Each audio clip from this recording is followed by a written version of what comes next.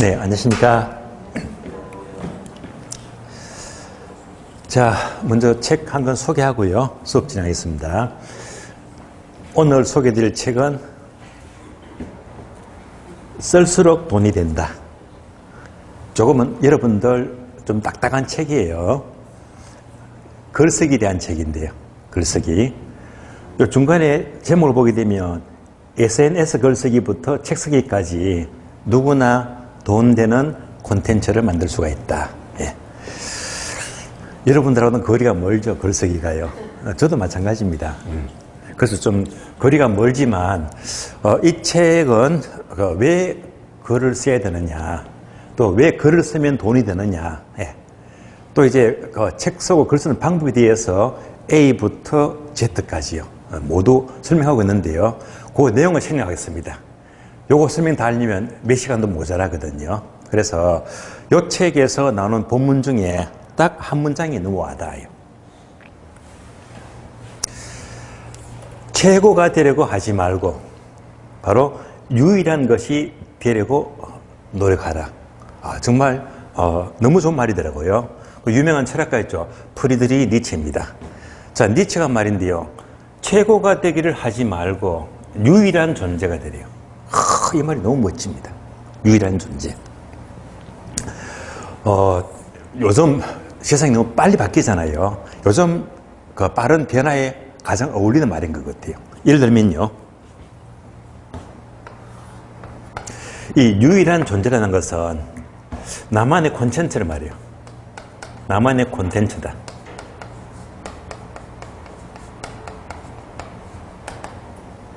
정말 필요한 거예요. 예를 들어 볼게요. 구슬이 있어요, 구슬.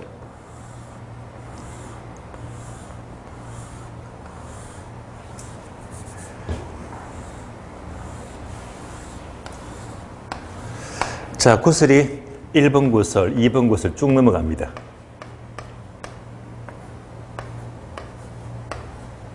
열 개도 모자랐어요. 쭉 넘어가서 구슬이 30개가 있대. 30개 구슬이 있다. 이 중에서 9번 구슬이 빨간색이에요. 30개가 전부가 흰 구슬인데 그 중에 하나가 빨간 구슬이야. 그러면 누가 보더라도 얘가 확 띄잖아요. 한눈에. 얘가 바로 유일한 존재예요. 예. 수많은 경쟁을 뿌리치고 그래서 최고가 되는 것보다는요. 요즘은요. 이렇게 눈에 탁 띄는 유일한 존재가 되라는 말입니다. 즉 나만의 콘텐츠를 가지래요. 곰곰이 이걸 보면서 저를 생각합니다. 나는 어떤 콘텐츠가 있을까? 예. 저의 정체성은요. 그래도 25년 넘게 학교는 강의를 했거든요. 강의를 했어요. 강의만 했더라면 강사에 불과합니다. 그런데 여기다가 별도로 이제 중개사죠. 이제 5년째인데요. 5년째 기업 공인중개사, 소속 공인중개사, 중개 실무를 하고 있습니다. 강사가 되게 많습니다. 그런데 중개업도 한다? 범위가 좁혀지죠. 그런데 한 개 더 추가하게 되면요. 1년에 책을 250권 이상 읽어요. 작년에는 272권 읽었습니다. 그러니까 이게 뭡니까? 자, 전국의 수많은 강사 중에서 중개 실무한다, 둘 다 하면서 특히 자, 책을 1년에 250권 이상 읽더라. 이런 경우는 정말 귀해요. 차별해야 되는 거예요. 그러니까 이제 이렇게 하면서 차별화 시키니까 저만의 안목이 굉장히 넓어지고, 그러니까 책을 읽는 순간마다 너무 재미있어요. 하루가 허투루 안 넘어가고요. 그래서 이제 이런 자체가 뭐지? 과거는 40대 때 강의만큼은 그래도 인정을 받았거든요. 근데 점점 이렇게 실무하고 책 읽고 하다 보니까 이제 점점 이제 유일한 나만의 차별화된 존재를 만들려고 하다 보니까 오늘까지 오게 된 거거든요. 여러분도 마찬가지입니다. 다시 말해 여러분들은 이제 원래 합격하십니다. 합격하고 난 다음에는 중개 실무하죠. 남들이 하는 만큼 중개 실무하게 되면 문 닫습니다. 그러니까 남들 하는 만큼 하면 안 돼요. 예. 남들하고 다르게. 예. 최고가 필요 없어요. 서울의 1등, 인천의 1등 필요 없습니다. 의미가 없어요. 예. 예. 나만의 특화된, 차별화된 중개, 그게 필요한 거예요. 예. 여러분들이 스스로 만들어내야 됩니다. 예. 그 자체가 성공인 거예요. 예. 그럼 여러분들이 이제 합격해서요, 중개 실무합니다.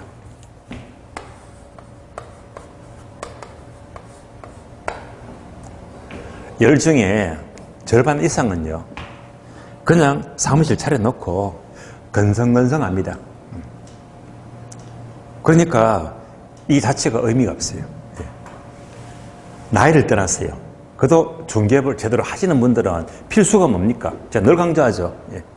블로그입니다. 그리고 유튜브예요. 지금 세상에요, 이거 안 하면요, 무조건 문 닫습니다.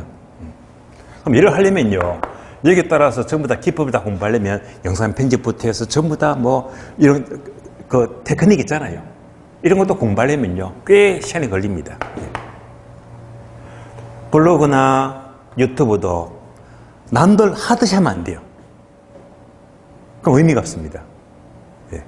무조건 남들과는 다르게, 유일하게, 다르게 해야 됩니다. 다르게 하면 그게 독보이거든요. 예. 그럼 여러분들은 분명히 실무에서도 독보적인 존재가 될 수가 있다는 말입니다. 그래서 앞으로는 여러분 합격하시면요, 항상 앞으로의 삶은 유일한 존재가 될 수 있도록요. 다시 말하면 나만의 콘텐츠, 다른 말로 차별화시키자. 영어로 포지셔닝이죠. 포지셔닝. 그래서 차별화 시켜야 됩니다. 그래서 이렇게 하려면 뭐가 필요하죠? 오늘 그냥 그대로 보내면 안 돼요. 예. 이것 때문에 무엇이 필요하다? 바로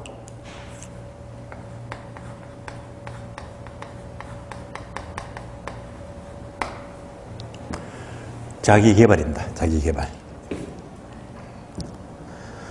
그러면 자기개발 또 아시잖아요. 근데 예를 들어 가장 쉽게 말하면요, 주변에 어떤 사람들은 이게 왜 필요한데?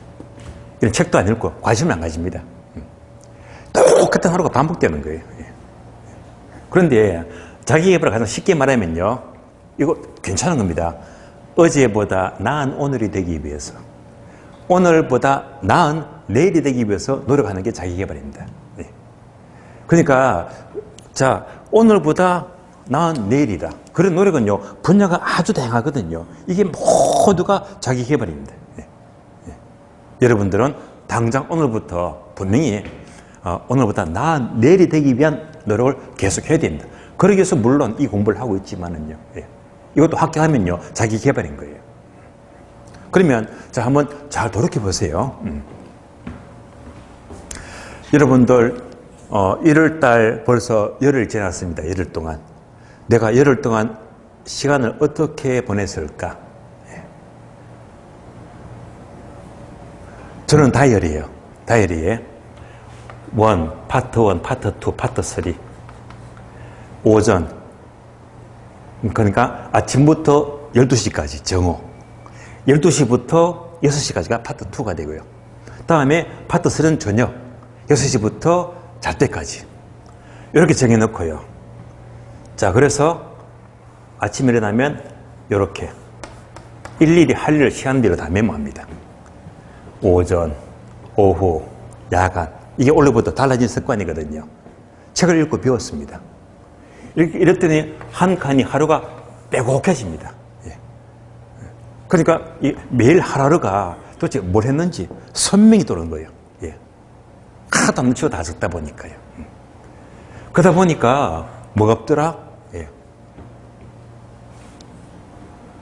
쉽게 말하면 낭비 시간이 있죠. 가만히 앉아서 유튜브 쇼츠 영상 보면서 자꾸 넘기기만 하고, 그런 날도 있습니다. 그런 날 있으면요, 뒤늦게 하루를 딱 반성해 보면, 아, 내가 시간을 소홀했구나. 예. 그러니까 하루가 너무 재미가 있어요. 일일이 기록하니까. 작년에는 안 그랬거든요. 기록을 굉장히 잘하지만. 그래서 예를 들면, 자, TV. 또는 스마트폰이다. 자, 한 번쯤은 여러분들이, 자, 일요일 중에 매일 TV나 스마트폰을 어떻게 했지? 저는 6년 전에요. 이사하면서 TV를 버렸습니다. TV에 안 보려고, 아예. TV 대신에 선택한 것이, 그래, 책을 읽자. 저도 책 정말 싫어했거든요. TV 없애고, 아예 집에, 아예 없애고, 이때부터 책을 읽으니까, 예, 한 달에 한 권도 제대로 읽지 않던 제가 바뀌더라고요. 예. 불과 6년 만에 1년에 250권 넘게 읽으니까요. 예. 그러니까 달라진 게 너무 많더라고요. 예. 그러니까 여러분들이 여기서 그치면 뭡니까? 전혀 발전 없습니다. 예. 계속 이런 날들이 반복되니까요. 그럼 이제 책을 자꾸 읽으니까 또 보여요. 이제는 글쓰기. 블로그도 쓰고, 네이버 카페 제가 월, 화, 목, 토 글 올리잖아요. 북치는 소리 글 올리잖아요. 그럼 인수니까 이제 글쓰기도 재밌어요. 숙달해입니다. 그러니까 책도요. 종이책도 쓰고, 전자책도 쓰고, 욕심이 생기는 거예요. 점점 나아지는 모습이 보이겠습니다. 그래서 오늘 소개된 책은 바로 단계를 넘어서 책을 미리 말씀을 드렸지만은요, 여러분들이 스스로 유일한 존재가 되기 위해서는, 내가 합격해서 차별화되기 위해서는 분명히 블로그, 유튜브를 해야 됩니다. 그러기 위해서는 필수적으로 써야 되거든요. 글쓰기는 정말로 돈이 됩니다. 그래서 여러분들, 자, 합격하시고요. 꼭 이제 이 독서, 책 읽기, 글쓰기 관심을 가지게 되면 분명히 단기가 계속 레벨업 될 거예요. 이렇게 힘을 내시고요. 자, 교재 보겠습니다. 오늘 교재는요, 39페이지죠. 39페이지.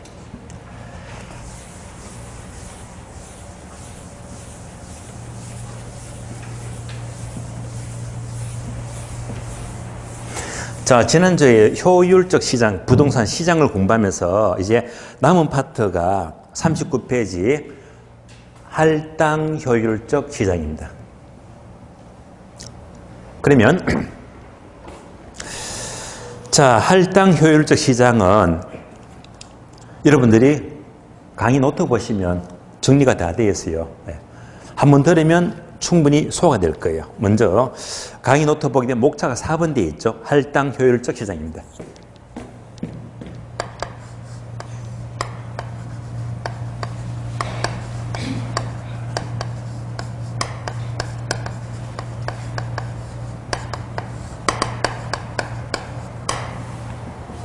자, 우리가 지난주 공부한 할당 효율적 시장. 자, 여기서 효율적 시장은 공부했죠. 기억납니까?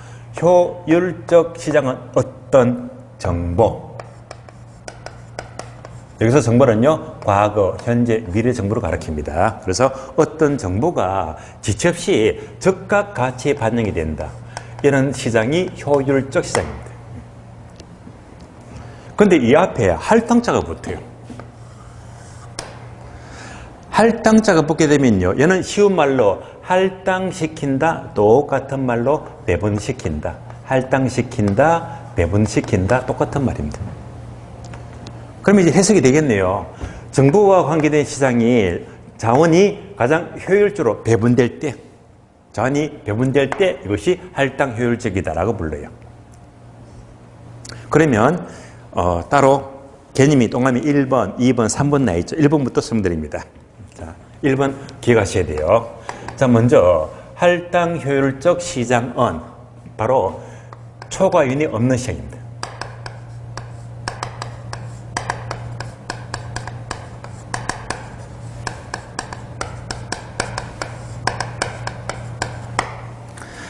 자, 초과 이온이 없는 시장. 무엇이 초과 이온이 없는 시장입니다. 얘가 뭘 말합니까? 예를 들어 볼게요. 예를 들면, 자, 투자를 합니다. 투자한 A하고 B하고 C가 있어요.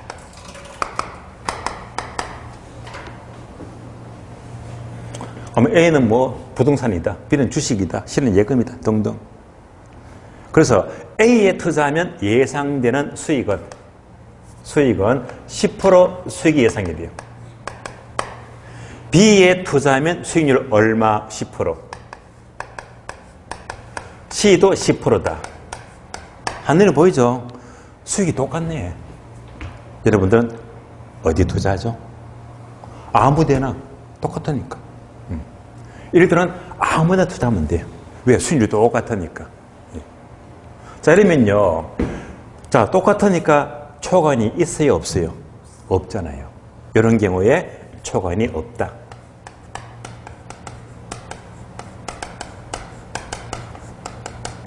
없다. 이런 경우를 할당 효율적이다라고 불러요. 초과이 없잖아요.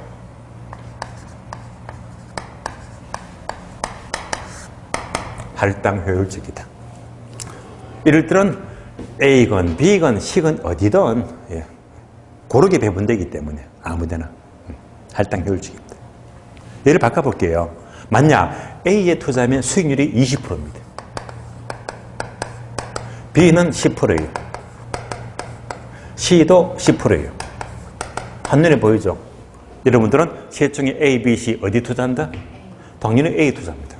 왜? 이거잖아. 수익이 최고입니다. A에 투자하면 초과이 있어요, 없어요? 있죠. 10% 더 먹잖아. 얘가 뭐니까 초과이 있다는 말입니다. 초과이 있다. 이럴 때는요, 자원이 고르게 배분 안 됩니다. 누구든지 A로만 집중 몰빵이 되어버리지. 누구든지. 한쪽에 쏠려버리잖아요. 일단 자원이 고르게 배분되지 않는다. 고르게 할당되지 않고 한쪽에 쏠려버립니다. 이러면 초과이 있잖아요. 이런 경우는 바로 할당 효율적이지 못하다. 즉 비할당입니다.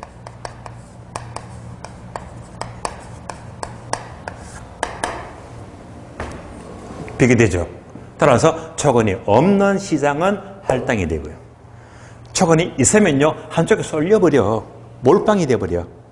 이럴 때는 비할당이 되는 거예요.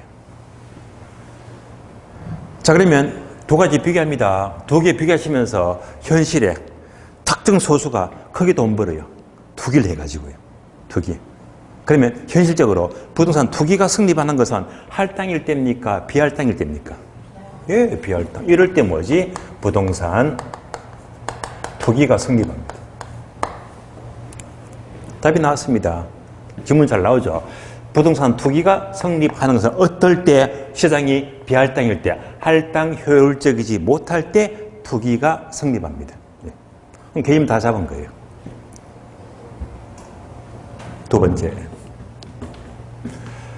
똑같은 말인데 초과이 없다는 것은 똑같은 말로 모든 수익률이 동일합니다.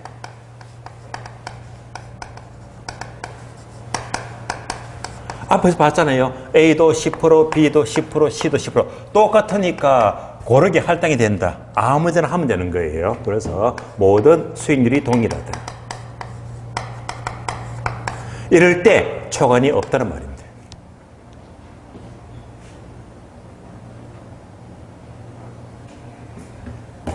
세 번째.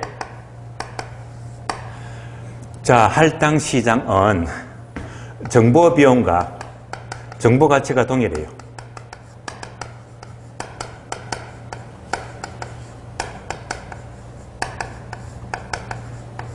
자, 정보 비용과 정보 가치가 동일하면요, 이 말이 똑같은 말로 초과이 없다는 말입니다. 그럼 얘가 뭘 말하느냐? 이대로는 이해가 안 돼요. 안 되니까 아래 보니까 표가 나죠, 표. 표를 보시면 돼요. 표를 그대로 그리면서 봅니다.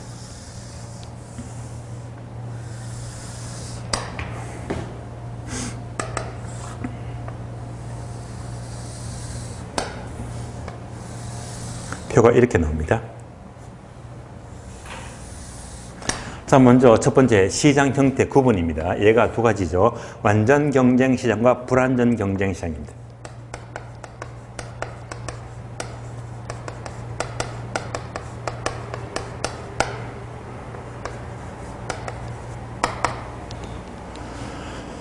그러면 첫 번째 정보 비용.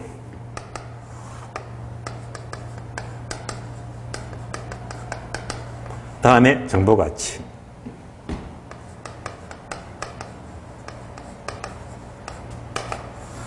다음에 초과이율.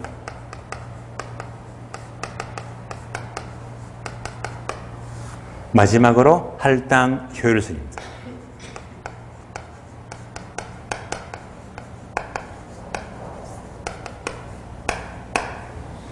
특히 초과 이용과 할당, 얘가 빈칸돼 있죠. 얘를 이제 쓰면서 이제 이해하시면 돼요. 그러면 시장 형태가 두 가지인데 완전 시장과 불완전 시장인데, 자, 완전 경쟁 시장은 가장 이상적이다. 가장 기준입니다. 이런 시장은 존재하기가 어렵다. 이론적인 시장입니다. 현실의 부동산 시장은 시장이 불완전하다. 바로 현실의 부동산 시장입니다. 즉 불완전 시장입니다. 그러면 완전 경쟁 시장이 되기 위해서는요, 지난주 기억나시죠? 과거, 현재, 미래 모든 정보를 누구나 똑같이 알고 있대. 완전한 정보 다 알고 있습니다.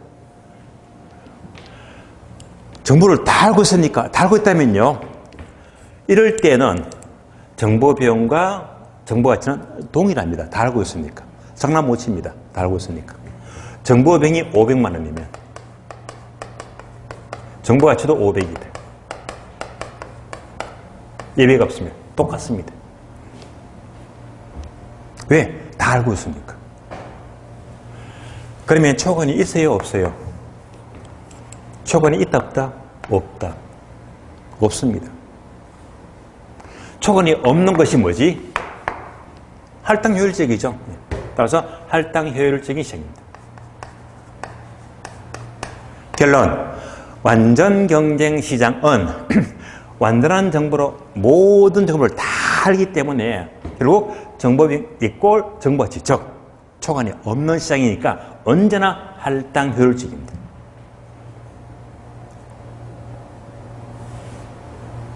그러면 부동산 시장은 불완전 시장입니다. 예. 그러니까 시장이 불완전하면요, 정보 활동이 필요합니다. 그러면 정보 활동이 필요하면요, 정보 비용 들어갑니다. 여러분들이 중개하시면요, 중개 수수료 주죠. 토지 상가는 0.9%, 예. 주택은 주로 0.4%, 0.5%잖아요. 예. 이렇게 하게 되면, 자, 중개하더라도 중개 보수를 줘요. 예. 이것도 일종의 뭡니까? 정보 비용이다. 정보 비용. 예. 그러니까 정보가 불투명하니까 정보 활동이 필요합니다. 이럴 수 있겠네요. 부동산 시장에서 정보 비용 500 들어갔대. 500 들어갔대.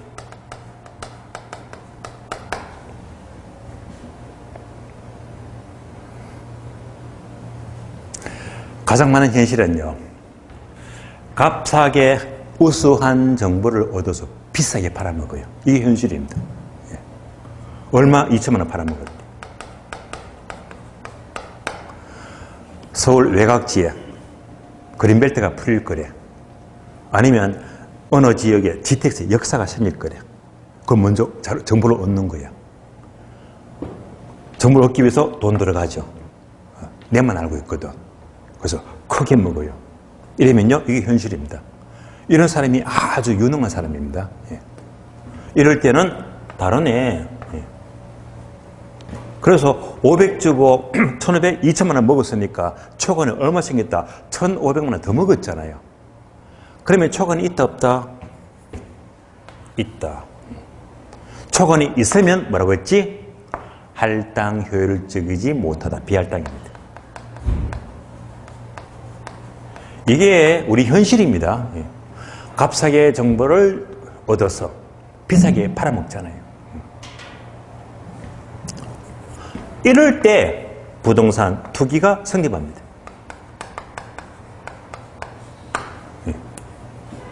그래서 이런 사람이 사실 유능한 사람입니다.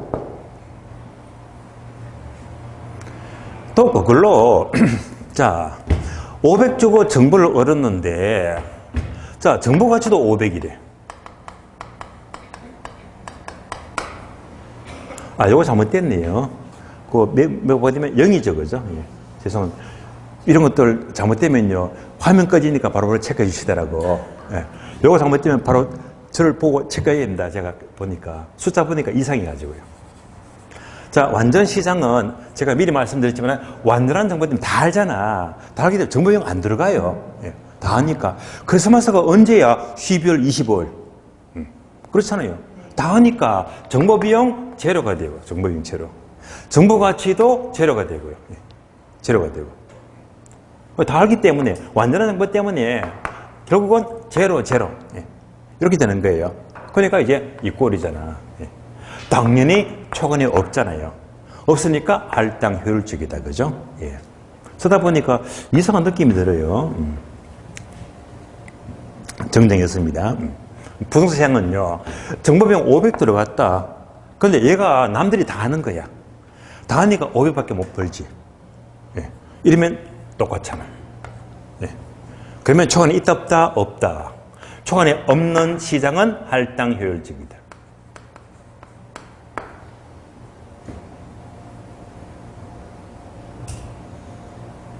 자, 따라서, 자, 비교합니다. 부동산 시장 또는 불안전 시장은 초과 이윤이 있을 수도 있고 없을 수도 있다. 둘 다 가능합니다. 그래서 부동산 시장은 할당이 될 수도 있고 비할당 둘 다 될 수가 있다. 결론 나왔습니다. 그러나 완전 시장은 언제나 다 알고 있으니까 정보비용 제로. 정보가치 제로. 따라서 언제나 초과이 없으니까 언제나 할당 효율적입니다.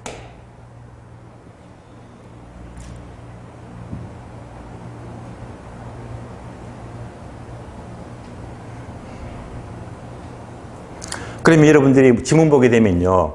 완전 경쟁 시장은 이렇게 넘어가서 언제나 할당 효율적이다 하면 맞는 말입니다.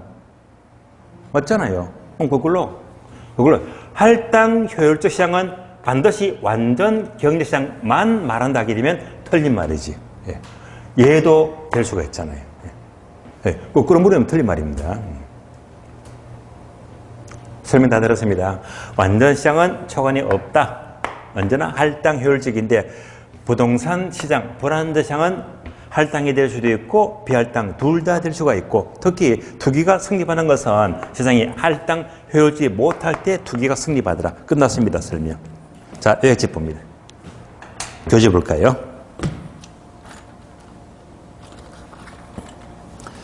자, 교재 1번 의 보게 되면 이제 눈에 다 들어올 거예요. 1번 할당 효율적 시장은 자원이 효율적으로 배분되는 시장인데 따라서 2번요. 2번 모두 밑줄 하세요.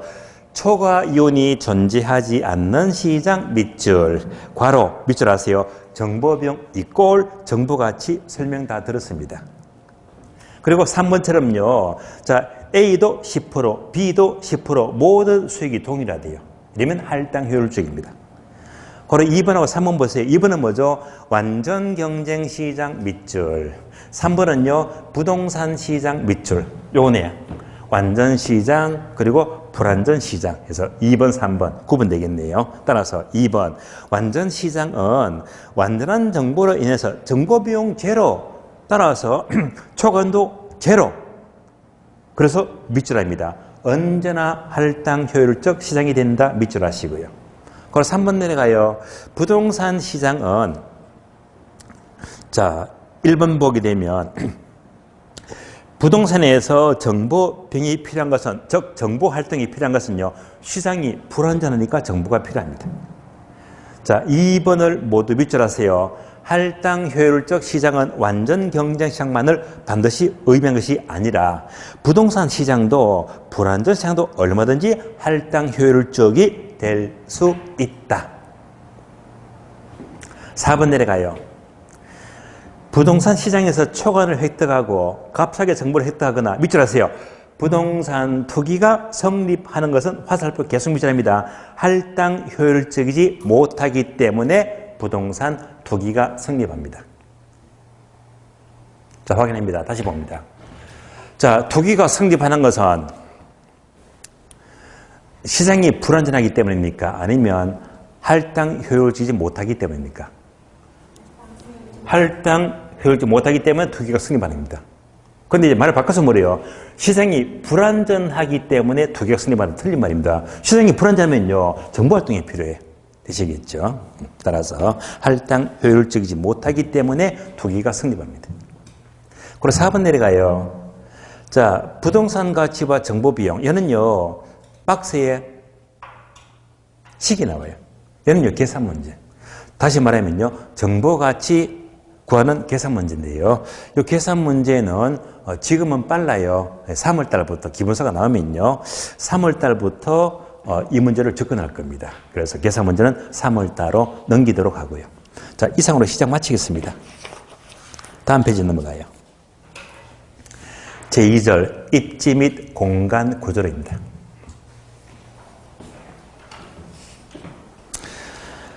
자, 여기서는 지문이 문제가 많이 나옵니다. 일반적으로 3문제에서 4문제 정도. 그래서 비중이 높아요. 중요한 단어입니다. 자, 그러면 입지 및 공간 구조 나왔으니까 이것을 어떻게 공부할까? 여러분들은 지금부터 강의 노트를 보시면 돼요. 강의 노트. 입지 선정 공부합니다.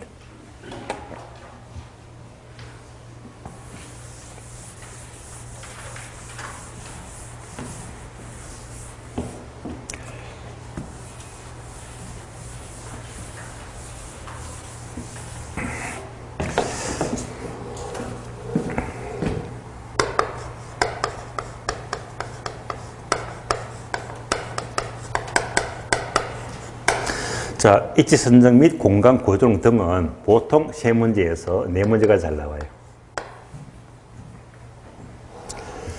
그러면 자, 크게 3가지입니다. 첫 번째, 입지 선정의 의의부터 공부하고요. 두 번째는요, 주요 입지로입니다.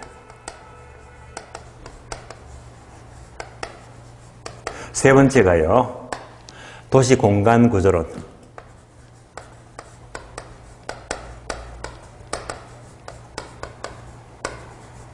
그리고 지대의 이론, 지대로입니다. 여러분이 공부할 파트는요, 2장과 3장입니다. 여기서 서너 문제가 다 나와. 네, 이것만 집중하시면 돼요. 의의는 공부할 게 없습니다. 그래서 의의를 보게 되면 화살표 가로등에 나와 있죠.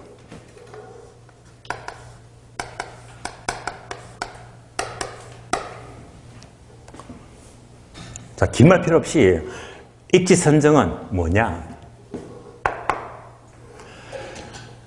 입지 선정이란 부동산의 적절한 용지를 찾거나 땅을 찾거나 또는 용도를 찾는 것입니다. 땅을 찾거나 용도를 찾자. 용지를 적절한 용지를 찾거나 용도를 찾는 것이 입지 선정입니다. 이때 자, 땅을 찾자, 용지를 찾는다. 이것을요, 입지론 이렇게 불러요. 입지론. 그리고 용도를 찾는 것은 적지론이다. 적합한 용도예요, 적지론. 그래서 이 두 가지를 모두 합한 것이 넓은 의미의 입지 선정이 되는 거예요. 이렇게. 둘 다 합한 것이다. 요즘은 의의는 시험에 안 나와요. 그래서 이제 입지만 나왔다면 어떻게 뭐라지? 아, 부동산의 적절한 용지를 찾거나 용도를 찾는 것이다. 그리고 넘어가면 돼요.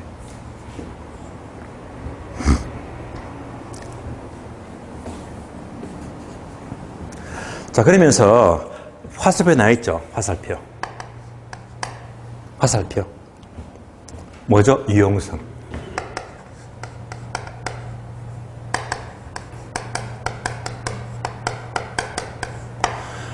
한마디로 말하면 땅을 찾거나 용도를 찾게 되면요, 유용성이 가장 높은 것을 선택하자는 말입니다.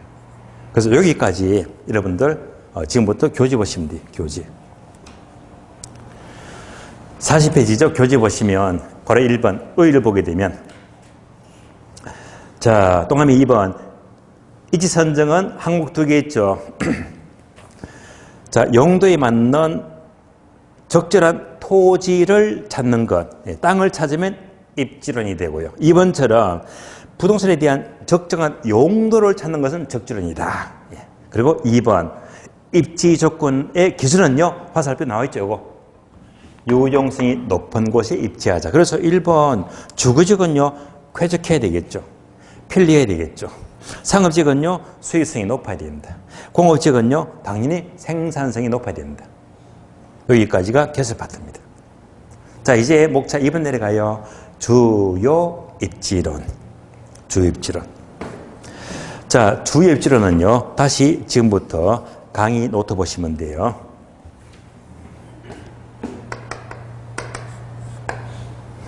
자, 거기에 주거 입지와 산업 입지로 구분됩니다.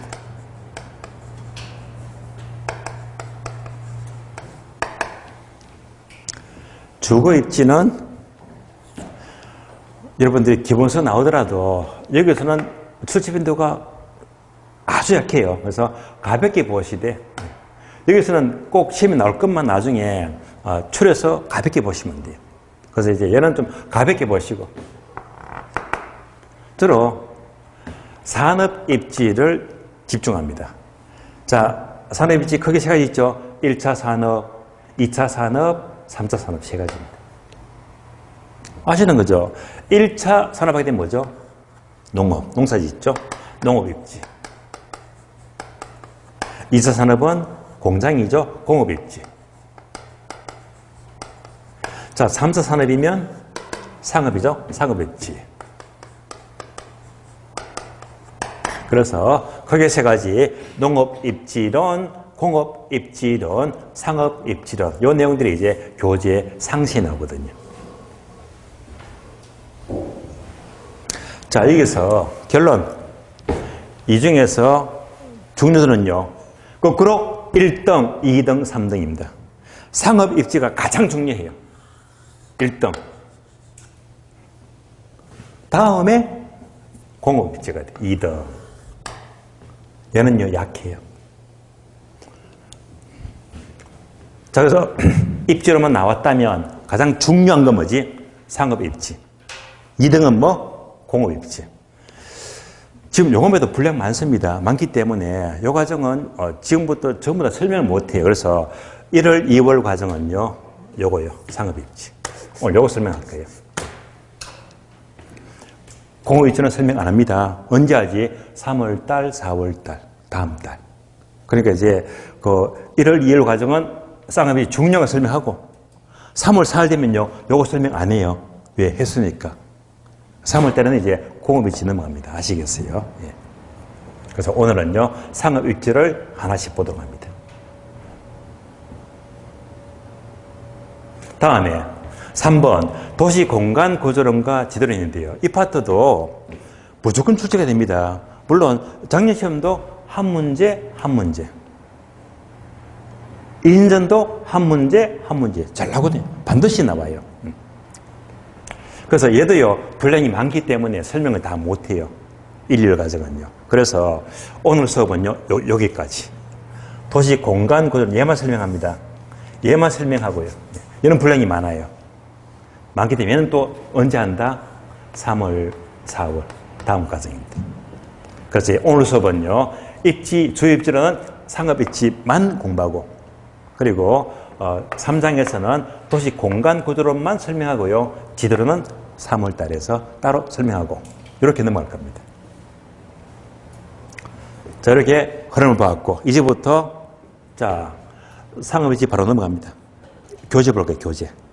교재 보시면 걸어 1번 농업 입지, 걸어 2번 공업 입지. 언제 한다? 3월달, 4월달. 다음 과정. 한 장 넘기니까 42페이지요. 그리고 3번 있죠? 상업 입지. 별표가 엄청 많죠. 정말 문제가 집중되고 있습니다. 그러면 목차부터 옵니다. 상업 입지하게 되면 1번 크리스탈레의 중심지 이론 쭉 내려가요. 2번 메일리의 소매 인력 법칙 다음 페이지 3번 허퍼의 확률 모형 3번 위에 박스에 있죠. 컨버서의 분기점 모형 다음 페이지 보시면 44페이지 자 5번 넬슨의 소매 입지 이론 5번 후버 6번 애플밤 등등이 나옵니다. 여러분들은요 동화면 1번, 2번, 3번, 4번까지만 공부하시면 돼요. 네 가지만요. 자 그러면요 상업 입지 하게 되면 먼저 1번부터 보겠습니다. 1번 자 먼저 크리스탈레의 중심지 이론입니다.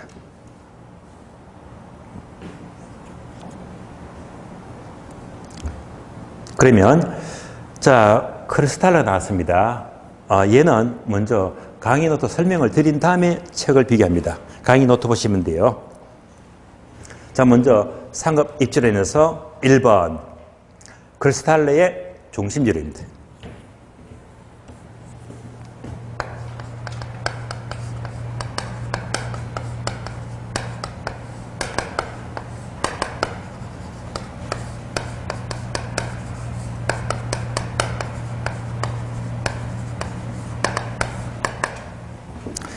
그러면 크게 두 가지죠. 첫 번째 중심지의 종류가 나오고 두 번째 성립 조건입니다.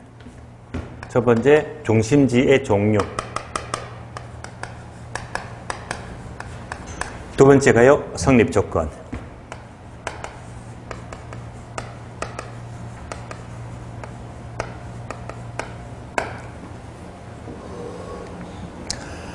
자 크리스탈레가 보기에는 상권 이론에서 중심지 하게 되면 이렇게 떠올리죠. 세모되어 있죠. 자, 예를요, 3등분 하세요. 이렇게. 3등분.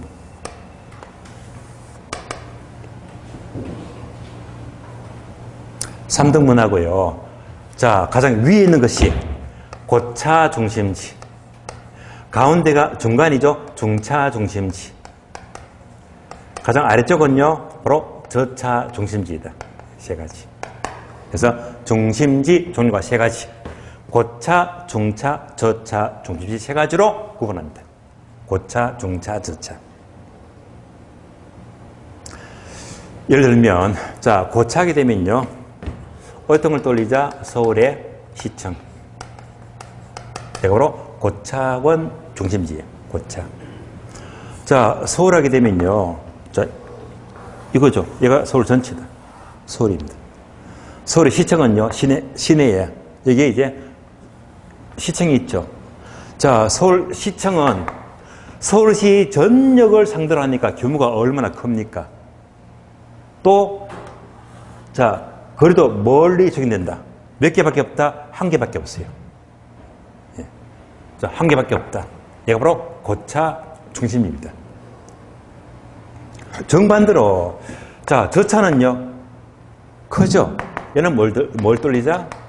자, 바로 주민자치센터.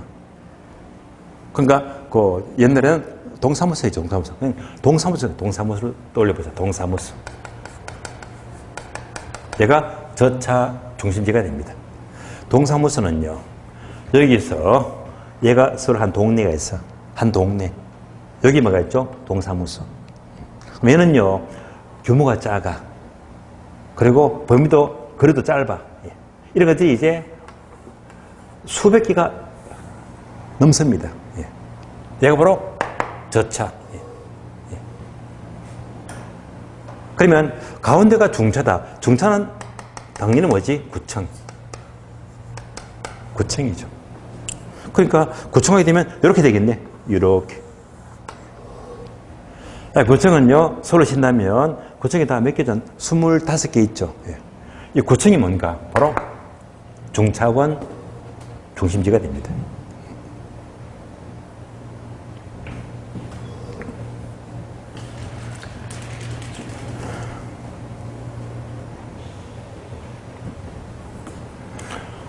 그리고 이렇게 비교할 수 있습니다. 예를 또 다른 예를 든다면, 자, 고차, 중차, 저차가 되면 고차는 자 상전으로 친다면 고차를 먹어야 되겠지. 시내 한복판에 백화점.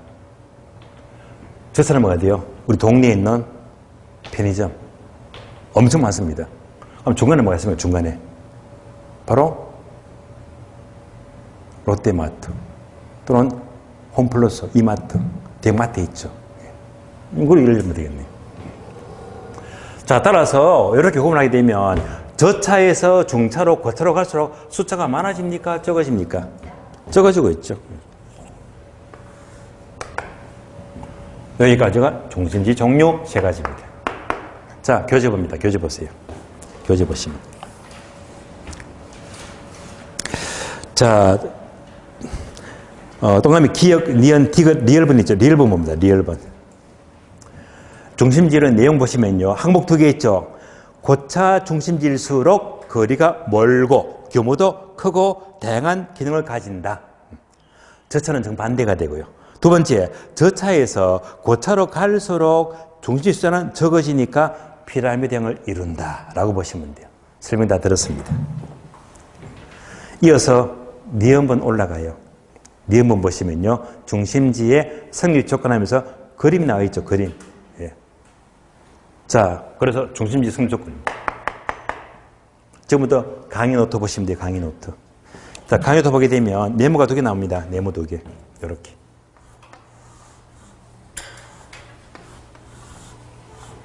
요건 중요해요. 이렇게. 적은 것이 최소 요구치.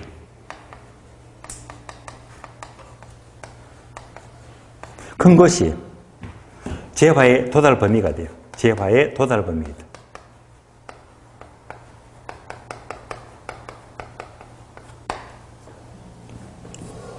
이럴 때 중심지가 성립 안 돼요. 결론부터 봤습니다. 결론. 이 문장은 빈출입니다. 자주 나와요.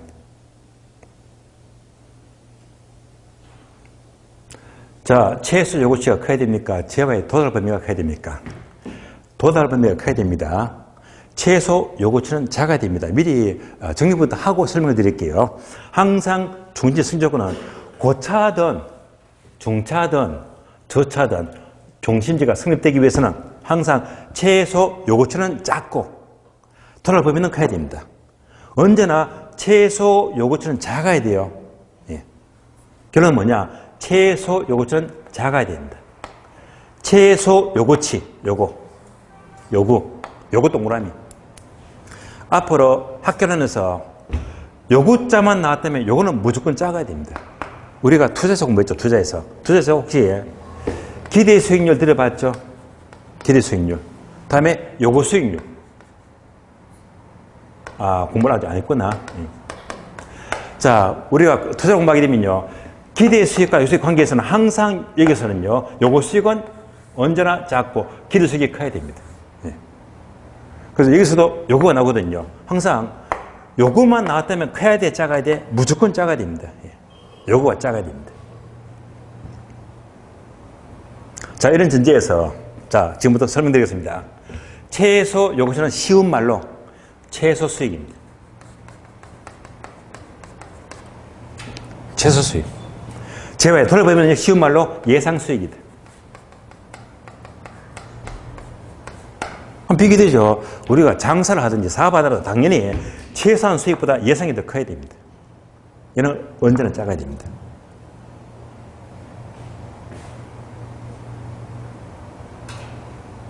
자, 그림으로 볼게요. 그림으로. 그러면 최소 수익이다. 예를 들면요. 자, 백화점을 떠올리자. 백화점.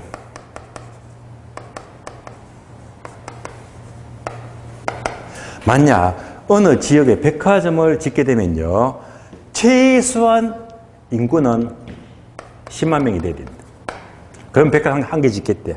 이거 뭡니까? 백화점 한 개를 짓기 위한 최소 요구치입니다.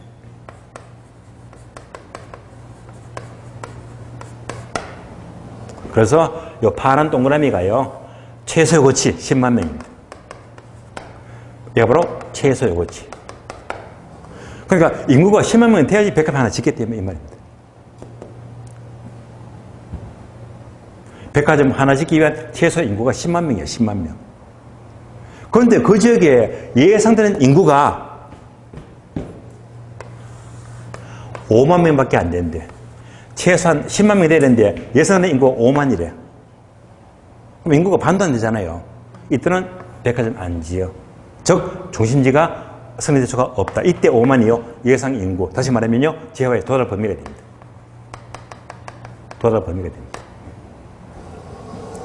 그러니까 10만 명이 필요한데 5만밖에 안 된대.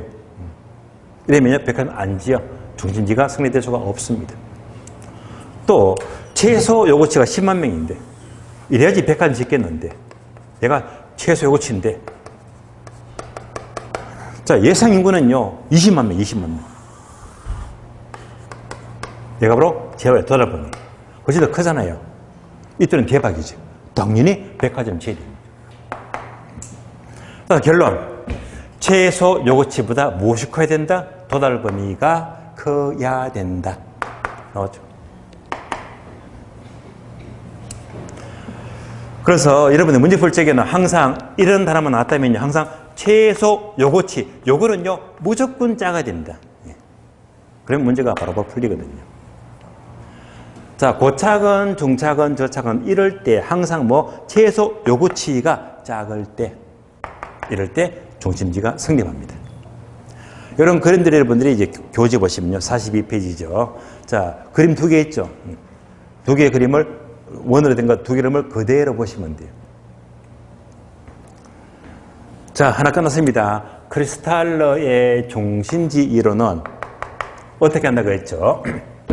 자, 고차와 중차, 저차가 있는데 이 중심지가 성립되기 위해서는 항상 단어 두 개를 따진다. 항상 최소 요구치, 요구는 작아야 됩니다. 이럴 때 중심지가 성립이 된대요. 여기까지 보시고요. 자, 이어서 동그라미 2번 레일리의 소매 인력 법칙.